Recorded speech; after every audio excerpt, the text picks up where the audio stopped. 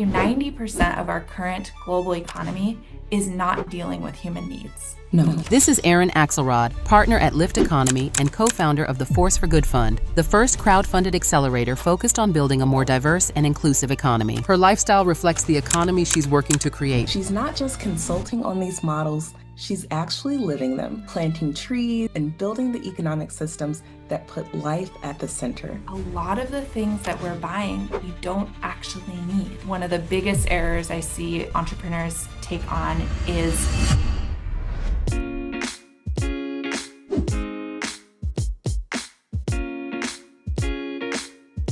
Welcome to the Purpose Profit Shift, where real stories about bold shifts illuminate how we can create a new economy. I'm your host, Rachel Bernier Green, social entrepreneur, activist, and founder of EJ Consortium, a finance consulting firm designed to help purposeful businesses change the world. Today, we're joined by Erin Axelrod, partner at Lift Economy and a true architect of the regenerative economy. Erin works with businesses that heal our climate and society, from regenerative farms to ocean restoration ventures, and she's co-founder of the Force for Good Fund, which is the first crowd-funded accelerator supporting a more diverse, inclusive economy. She's also leading the Next Egg initiative to redirect $32 trillion in retirement savings from Wall Street to Main Street. But here's what makes Erin different. She's not just consulting on these models, she's actually living them, planting trees, harvesting wild foods, and building the economic systems that put life at the center. This is going to be a conversation about business and life design that matters. Let's dive in. Erin, thank you so much for being here. Rachel, I'm so honored. I love what you're doing here with this podcast and with your consulting practice. It's such a pleasure to be here. Wonderful.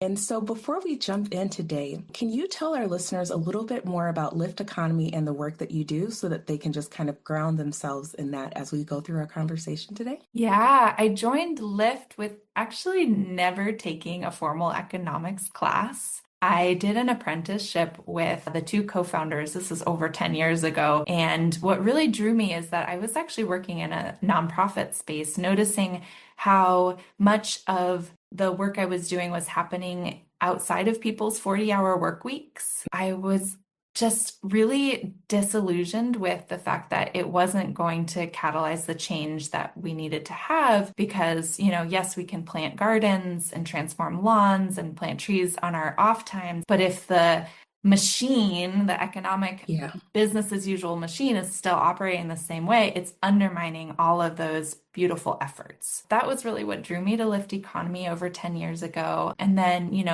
the fact that meeting the co-founders of Lift Economy and me being offered a pathway to worker ownership in my early 20s was such a revolutionary, what's one of a kind lifetime opportunity. So I really grabbed it and have been with Lift Economy ever since. That's amazing. So tell us a little bit more about the work that Lift Economy does. Our mission is to transform our economic systems so they work for all with no one left out. That includes the more than human folks that we cohabitate with as well. But really at the core, we're looking at what are the root causes of the economic crises we find ourselves in, whether it be, climate change, ultimately, we believe is caused by white supremacy and colonization and genocide. And so when we're thinking about addressing climate and, you've had guests on the podcast like my friend David, who really help businesses with the nuts and bolts of just climate positive business practices. And we also have to look upstream at how do we negotiate sharing resources together? How do we address reparations and historic harms in the very foundations of our business? So we do, full shop business consulting. We do that for large B Corp.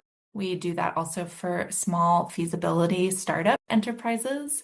We help companies raise non-extractive capital. The Force for Good Fund, which has actually since closed. We started that in 2016. It was an 8-year fund. So we've completed that kind of moment in Lift Economy's history and still have relationships with some of those investees like the East Bay Permanent Real Estate Cooperative, which is still thriving, creating, buying land and housing and holding it in commons in the East Bay region of unceded Ohlone territory in San Francisco Bay Area. So in addition to our consulting, we have this Next Economy MBA program. That's our flagship program. It has 800 alumni that have gone through a 9-month online learning journey that I love being a co-facilitator in because I learned so much. I mean, if we had all the answers, we would have an economy that works, but we don't. We get to facilitate a process with some of the most inspired, thoughtful, dedicated, passionate change makers, and we're all learning in the process. Yes, we follow like the nuts and bolts of what a typical traditional MBA would cover, but we do it all through a values-aligned social justice lens. Every cohort, which we're welcoming cohort 16, that'll start at the end of March. Every cohort is completely different, completely new. The content is completely new. We have a lot of our alumni that come back to new cohorts because we learn so much in every cohort. It's a real living, breathing learning journey. That is fantastic. And I'm so glad that you, one, didn't shy away from calling things what they are or identifying the true root causes of problems, because I really hate when we don't have time to dance around big problems, the big problems of our time. Also, that you talked about the fact that you guys work with, some larger entities, but that you also work with startups, because one of the things that I often see in smaller businesses is that they feel that they have to get to a certain size before they can start making an impact. And they don't realize that you actually can, at the very beginning, start putting plans in place and putting building blocks in place so that the entire backbone of your organization is built around the impact that you are trying to achieve. It's not just okay, we'll wait and then we'll eventually get profitable and then we'll, do something nice. That those are very different models of operating a business. And sometimes it's even easier when you're small than when Yes. it's like they say, a big ship So true. can be hard to turn. Yes, that is very true. I will add that to my reminders to share with people when I get that pushback sometimes. Well, thank you for the work that you're doing, Rachel. We need hundreds of thousands of consultants practicing in this way to shift our economy. So we're inspired by some of the moving from the me economy to the we economy. How do we really have it be a collective endeavor? And that's such a great summation, the me economy to the we economy.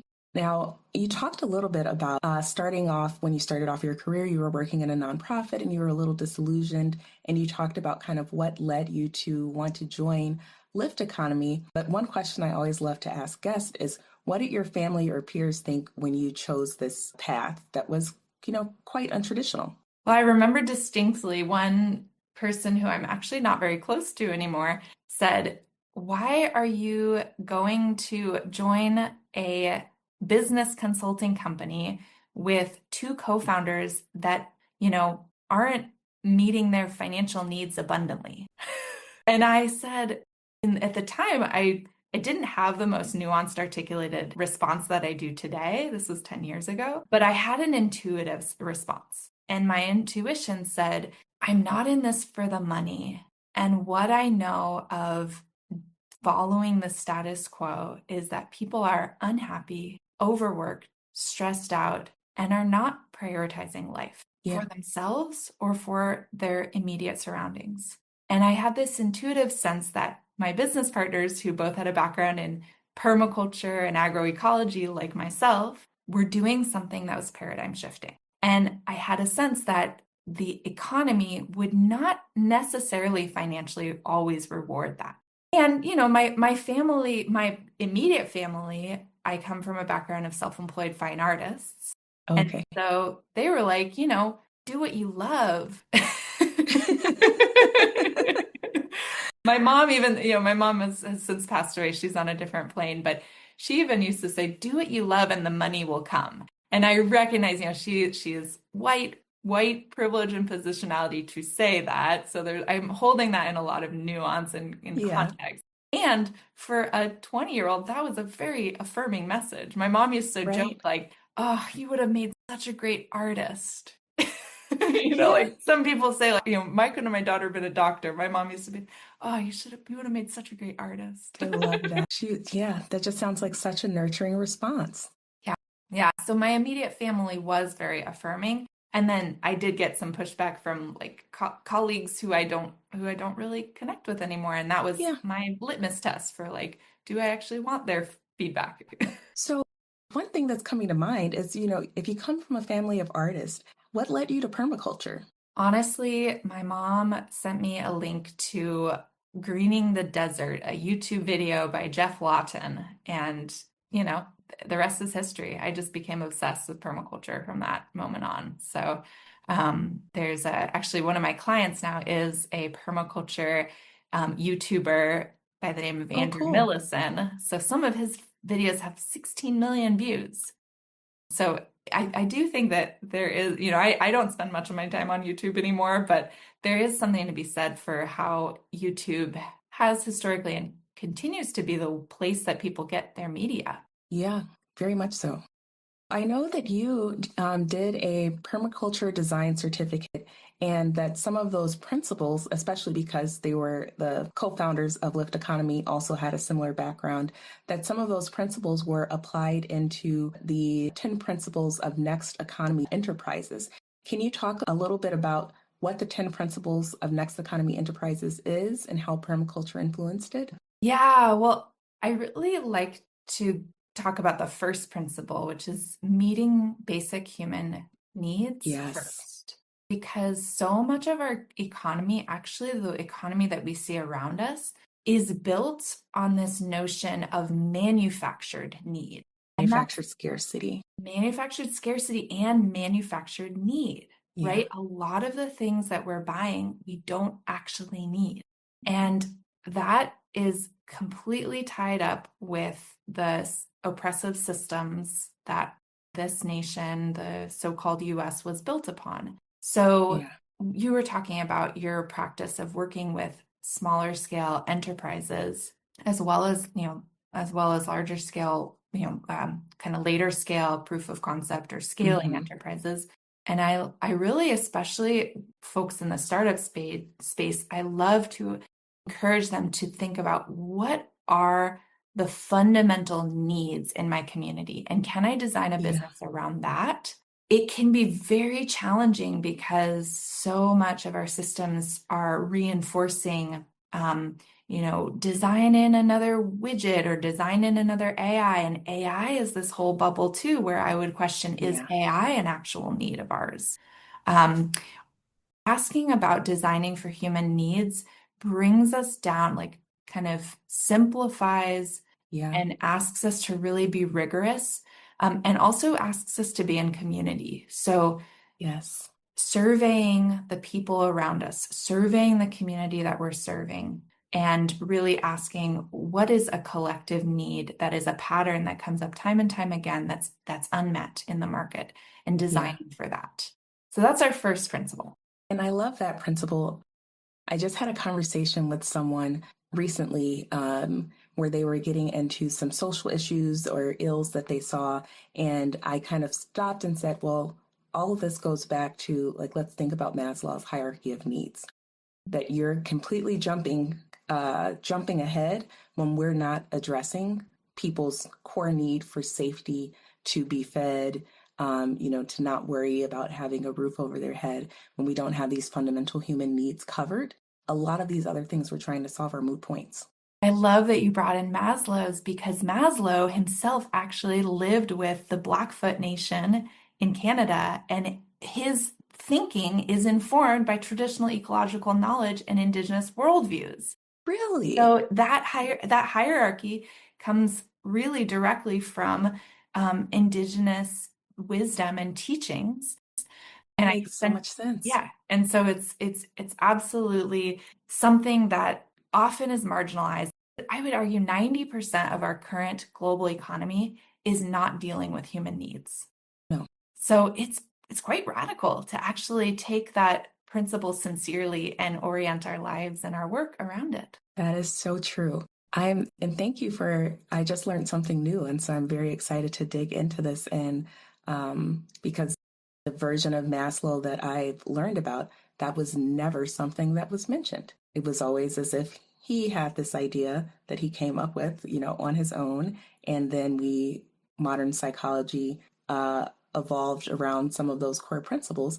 But that is a huge and likely very intentional oversight of not addressing where the base of this, philosophy came from. Well, the self-compassion and the compassion for others here is just showing up so much in my heart right now because at the same time as, like you said, there was intentional erasure of the Indigenous Yes. contributions.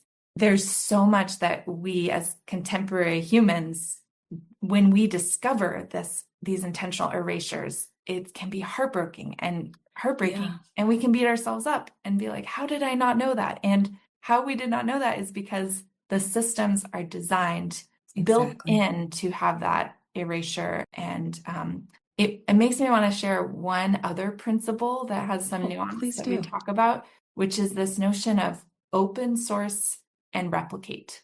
And when we talk about this principle of open sourcing our solutions, open sourcing our business models, it can be really edgy for folks Yes. because it can be scary in an economy that's built around scarcity to think that if I open source, I'm not going to have enough for myself. Yeah, Um, and there's layers and layers of nuance because at the same time as we say open source, we want to make sure we're crediting appropriately the right. origins and lineages of what informed our thinking. For Maslow, we want to make sure we're crediting Blackfeet Nation. If Yes. we're, borrowing other ecological knowledge or wisdom traditions. And so that when we in our MBA, we spend a lot of time like unpacking these principles and Yeah. grappling with the complexities of actually implementing them. And it's not to say that we still don't hold these aspirational 10 principles in our mind's eye as like the orientation or compass point of how we're going. And the complexity of actually implementing all of these within the existing economy is no small feat. Not at all. So it's like that paradox of holding aspiration while being in the mud of how to actually get real and implement. And that kind of makes me think of something else, especially for these kind of startup founders. How do you explain that their business itself is an ecosystem? Because I think a lot of times we are missing that framing.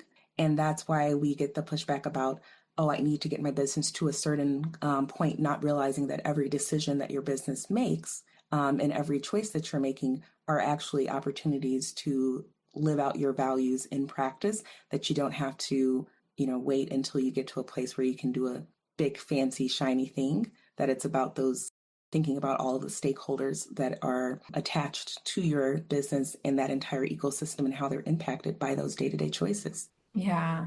Rachel, I think you're stumping me on this one because this is one where I really, I feel really fortunate in my career in that many, many of my clients, they've already kind of realized, they've come to that realization. And so I'm really fortunate that I'm working with folks who are like, help me be more of an ecosystem. I already realized Yes. that it is that way. It is the case.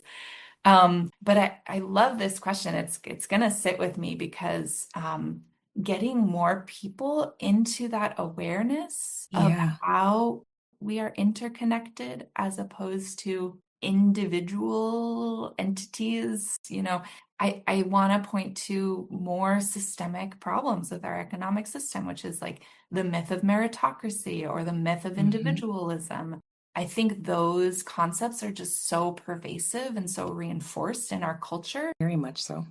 This is a hard one for me of like how to affect that culture shift or those like realization points.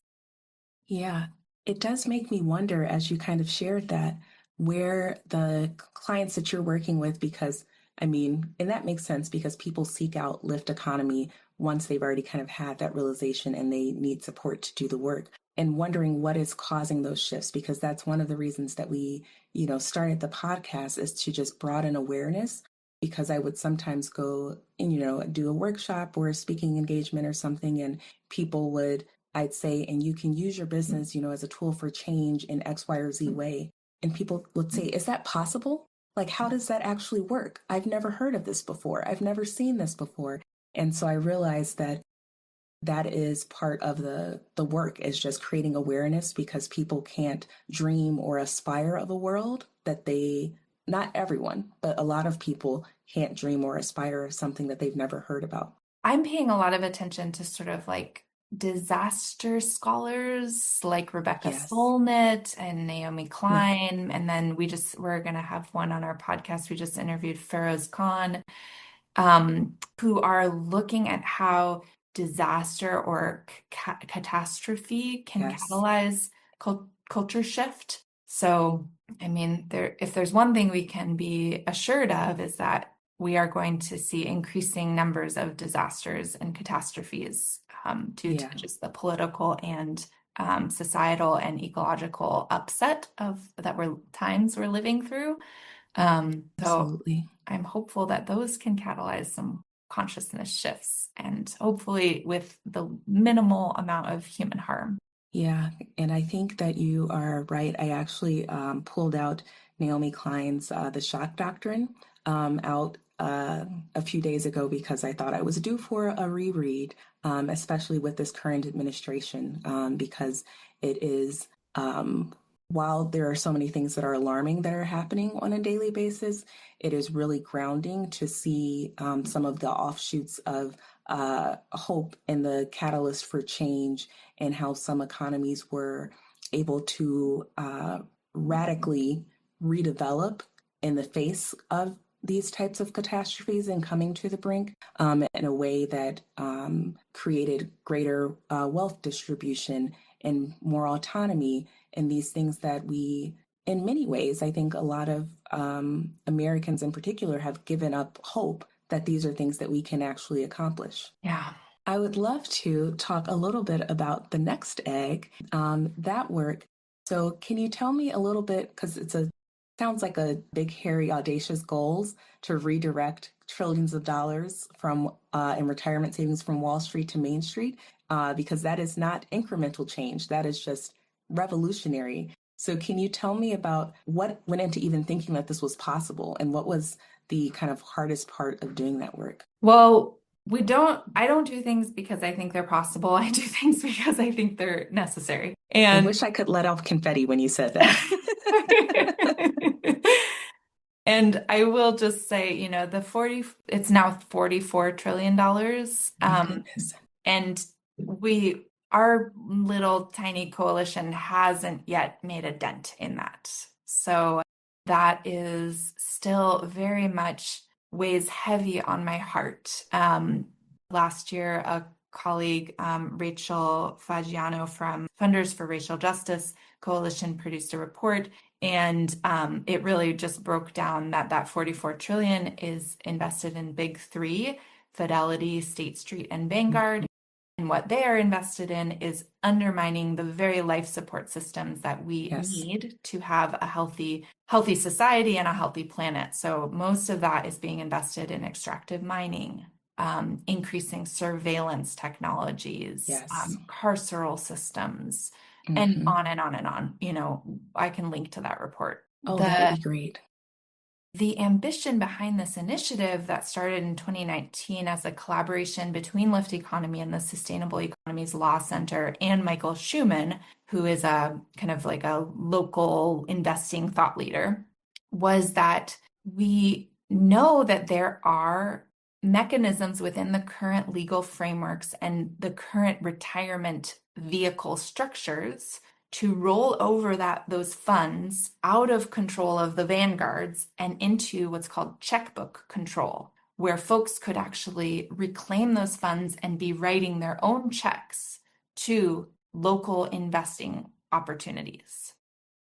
What you get into is this dynamic where there's this very patronizing and very demeaning culture in the culture of financial intermediaries, where they start arguing with individuals who want to be values aligned and say, well, that's not prudent, or that's not Right.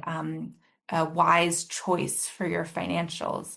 I would argue that it's not a wise choice for humanity to have the very money that we're banking on pulling from Right. in our future be undermining that very future. I say this all the time. And I'm based in Illinois, and we have, after your company reaches a certain size, you're required to start an investment fund for your company. And so and the state has one that you can participate in, but I always tell business owners, in Chicago and throughout Illinois, that is an opportunity to live your values about being intentional about where your money is being placed, because we cannot complain about these, systemic, systemic violence, really, and then turn around and give our money to the same systems that are, bringing violence on our communities and causing harm to the very people that we are trying to support. And that goes to not just where you have your retirement funds, but also, where you have where you choose to spend your money. That's what the real cost of those choices is. Are we propping up a system of violence and harm with our decisions, or are we intentionally fighting against it?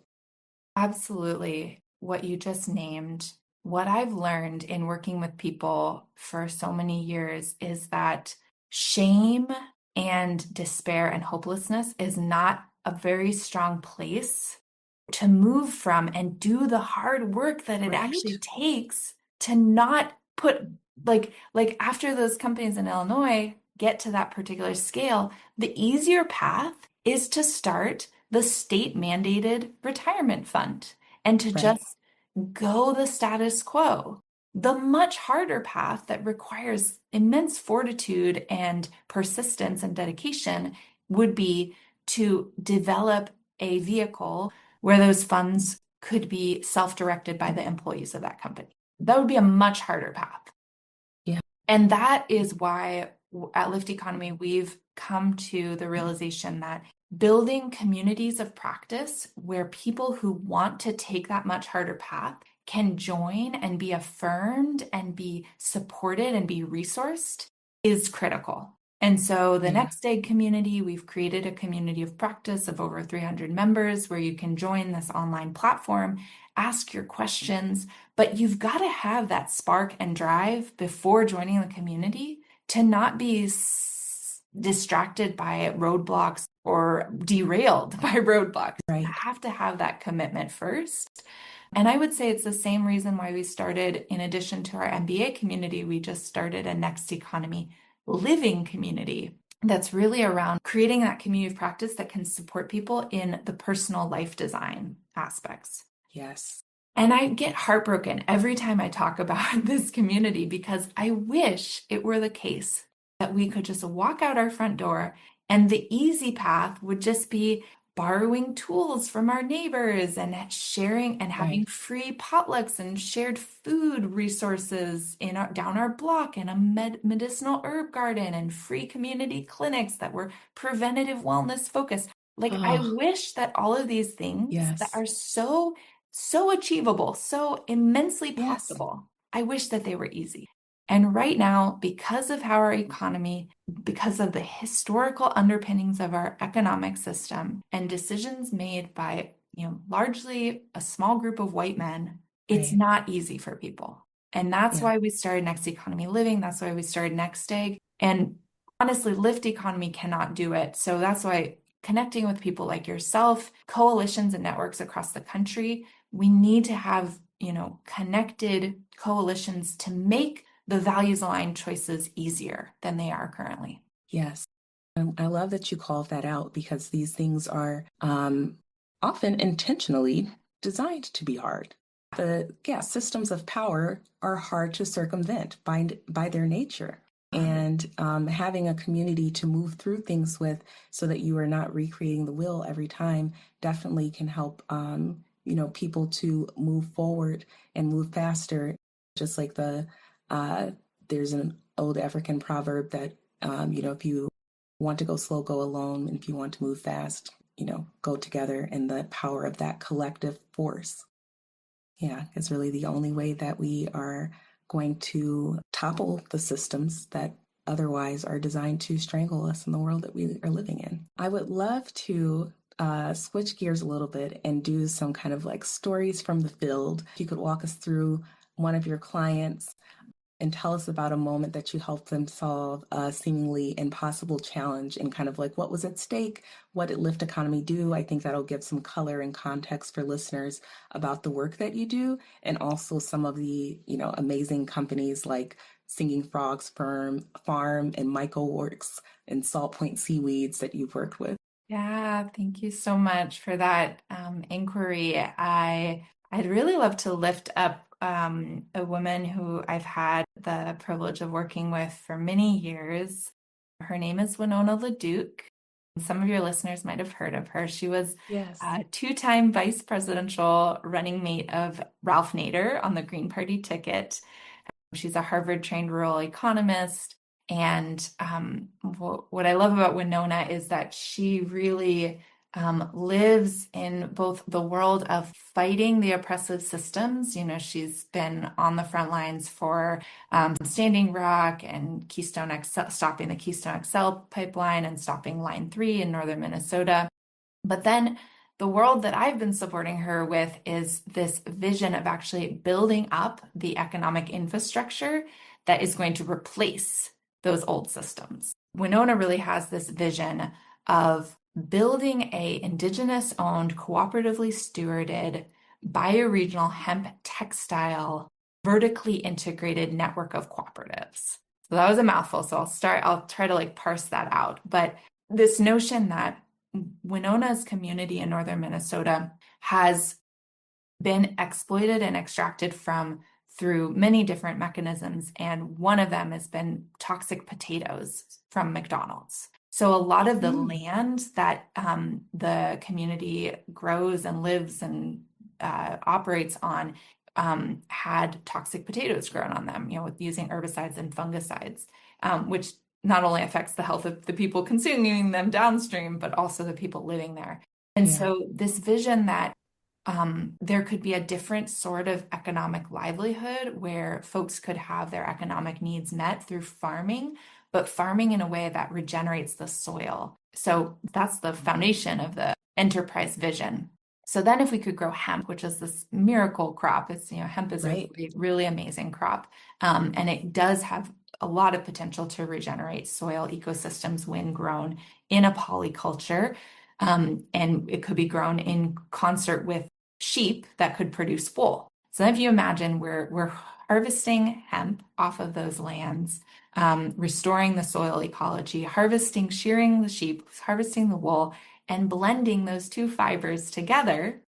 Interesting. To create a super fiber, a high performance fiber that could go straight into the outdoor wear industry, keep people cool in the summer and warm in the winter, a very durable, antimicrobial, strong fiber. So now layer on the human social systems. So Winona has a vision that Indigenous communities would own not just the farms, but also the value-added processing equipment, so that they're not just selling like a very low value raw good. Like the place to capture more value in the market is by adding value to your raw goods. And so they could do the decortication, which is a step in the process of moving from a stock of fiber to a fine fiber that can be blended and turned into yarn. Then they could own the mill that would spin and weave the fabric. And then they could even own the cut and sew factory that would make a shirt or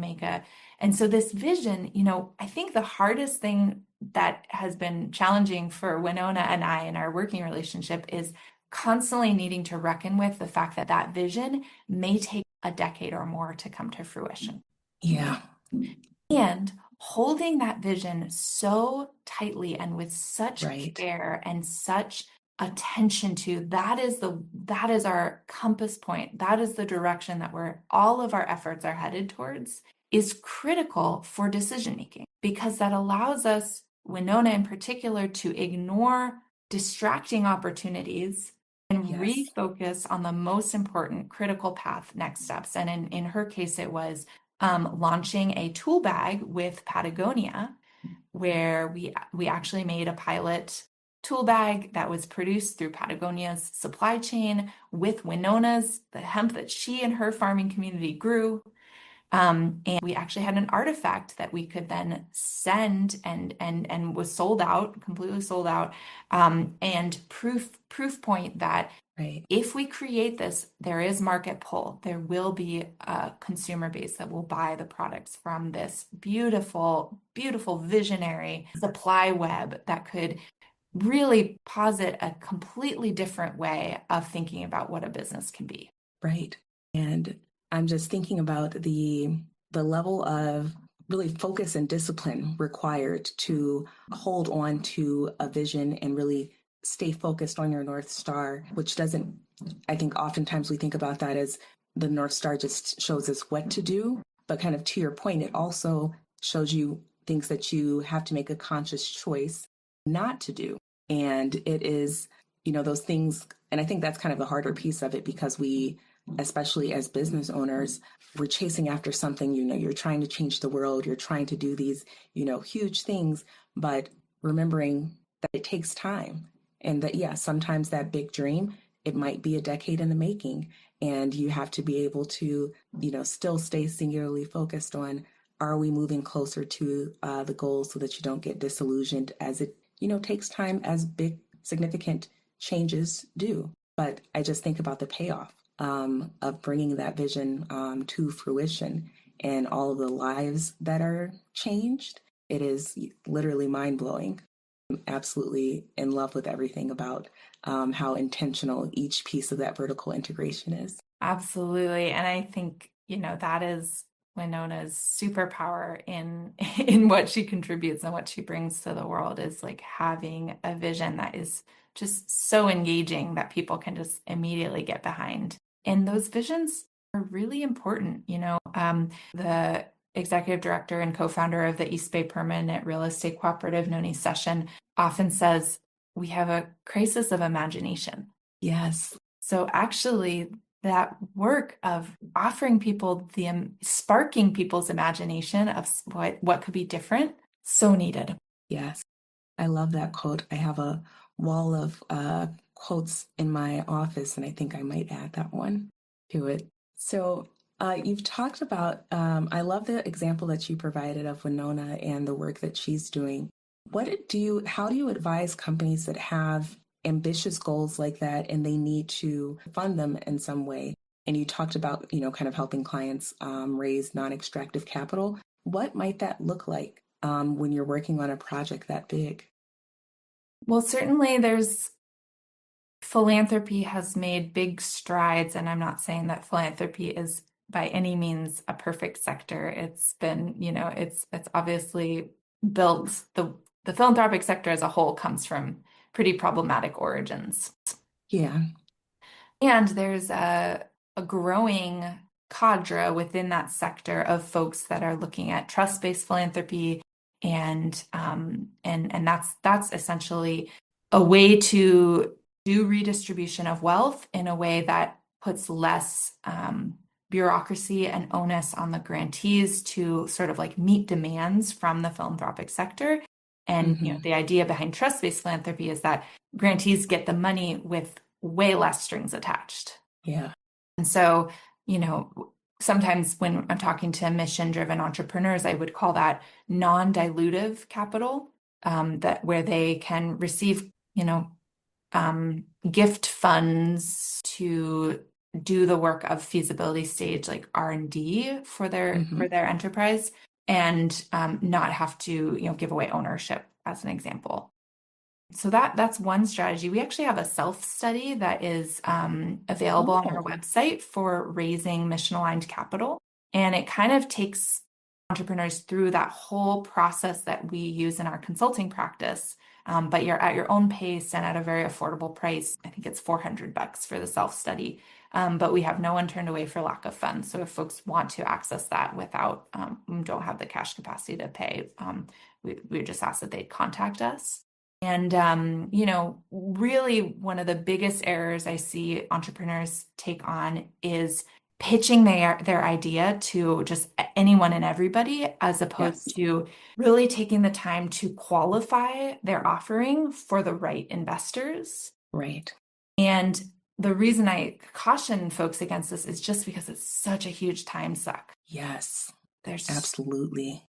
I've tragically seen initiatives like waste away because they've spent way too many way too much time chasing after the wrong capital, the capital that's never, ever going to invest in them, because Yeah, the formation of that capital, the mandates of that capital from the LPs or the venture right. capital, it's just, they're never going to recognize that beautiful initiative as something worthy of giving capital to, because it's never going to make the 10 or 20x returns that are expected from that Right. venture capital mandate.